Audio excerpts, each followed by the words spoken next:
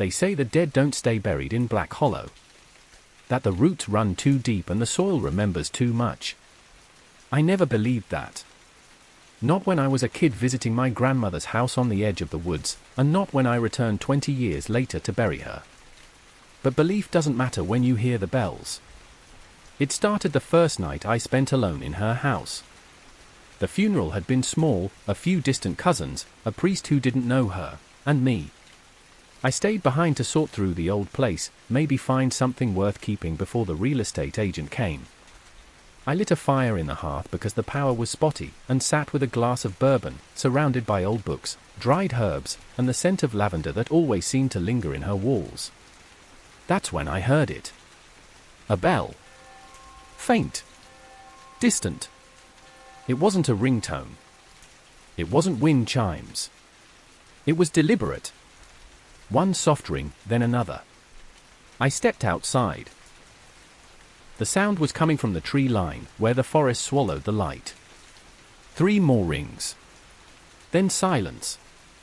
The next morning, I found a small bell on the porch. Rusted. Tied with red twine. It hadn't been there the night before. I should have left then.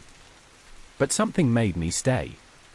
My grandmother used to tell me stories about the bell woman, a spirit that wandered the woods, guiding the dead with the sound of a single bell.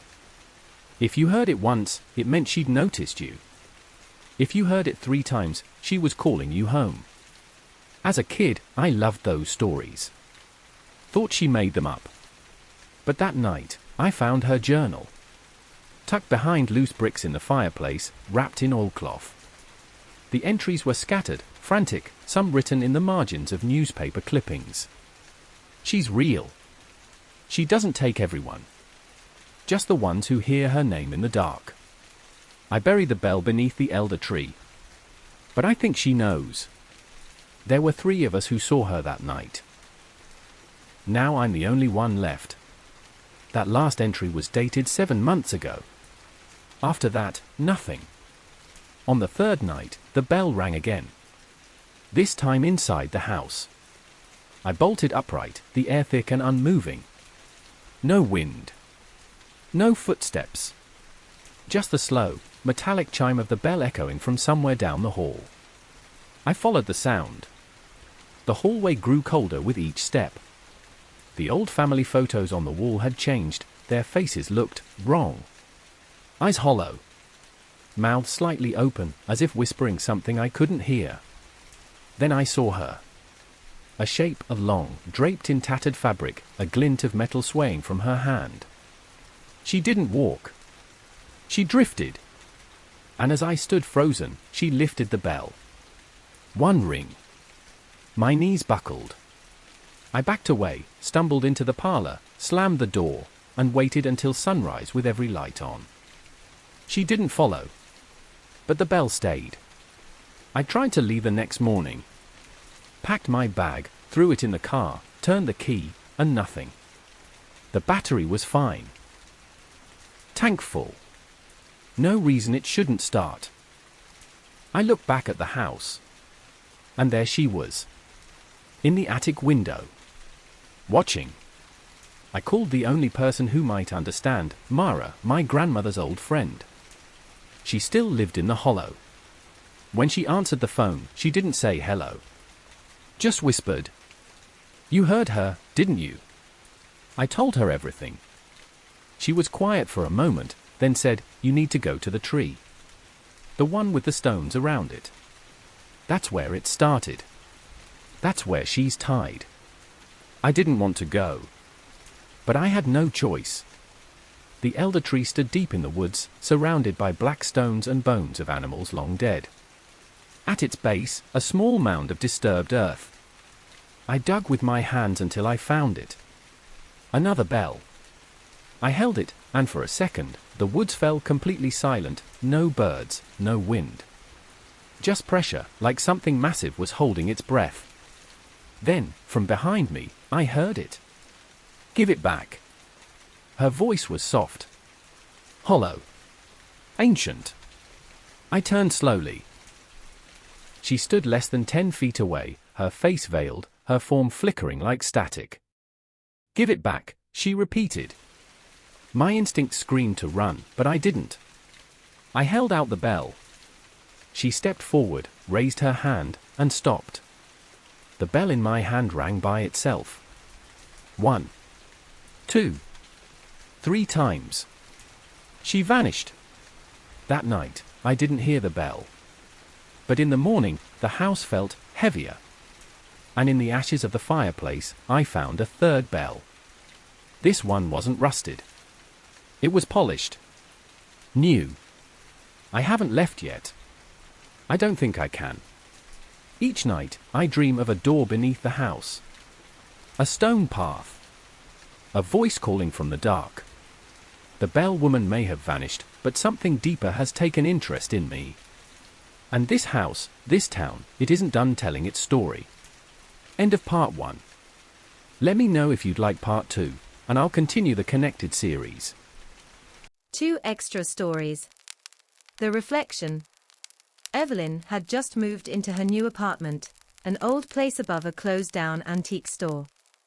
It was cheap, quiet, and perfect for her first solo home. The previous tenant left behind a tall, ornate mirror bolted to the wall. The landlord said it was too heavy to move, and that it had been there for decades. Evelyn thought it was beautiful, intricate carvings, gold trimming, a faint shimmer to the glass that almost made it seem alive. That first night, Evelyn noticed something strange. As she passed the mirror on her way to the kitchen, she thought she saw movement. Not hers, something just a second off, like a delay or a skipped frame in a video. She laughed it off. But over the next few nights, it got worse. Her reflection started to smile before she did. Sometimes it didn't smile at all. Once, she swore she saw it blink after she'd turned away. She started avoiding the mirror altogether. But it was always there, drawing her eyes. One night she woke up to a sound, a soft tapping, like fingernails on glass. In the darkness, her eyes adjusted just enough to see her reflection standing. But she was still lying in bed. The mirror. Evelyn tilted her head, slowly, and smiled. Evelyn moved out the next morning.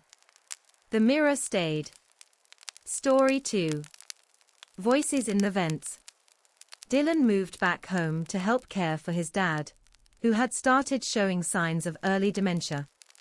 The house hadn't changed. Same creaky floors, same outdated kitchen.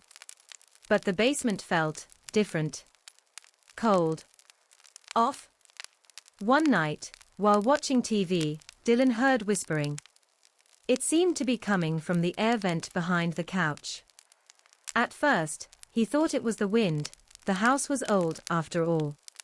But then the whispers became words. He doesn't remember.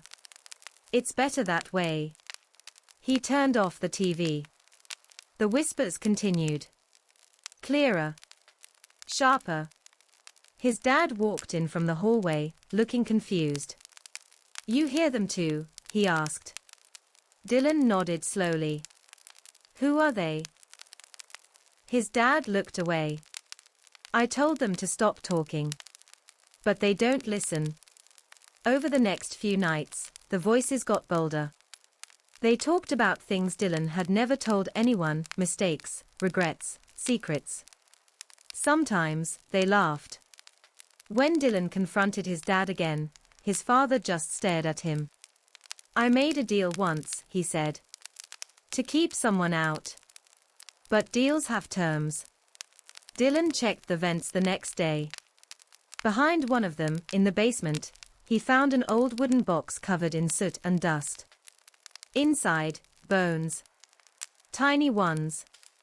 He buried them far from the house. The voices stopped. His dad slept through the night for the first time in weeks. Thanks for listening, and be sure to sub and like if you'd like to hear more.